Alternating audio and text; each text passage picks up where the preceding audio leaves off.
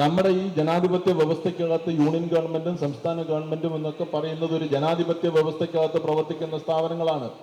ആ സ്ഥാപനങ്ങളിൽ നിന്ന് കിട്ടുന്ന പണമെന്ന് പറയുന്നതോ അല്ലെങ്കിൽ ഈ വികസനം എന്ന് പറയുന്നത് ആരുടെയും ഔദാര്യമായിട്ട് കാണാൻ വേണ്ടിയിട്ട് പാടില്ല.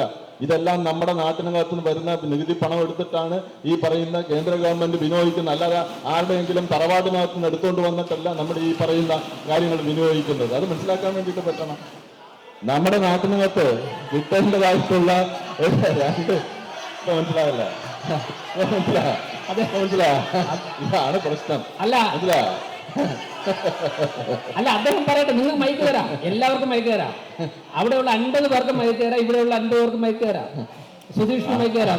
സമയമുണ്ടല്ലോ. 2 ലക്ഷം കോടി രൂപ നമ്മുടെ സംസ്ഥാനത്തിന് അവകാശപ്പെട്ടിട്ടുള്ള, ജനങ്ങൾക്ക് അവകാശപ്പെട്ടിട്ടുള്ള കേന്ദ്ര വിഹിതം ഇങ്ങോട്ട് തന്നാൽ എല്ലാവർക്കും നമുക്ക് ഗ്യാരണ്ടി ഇടാം.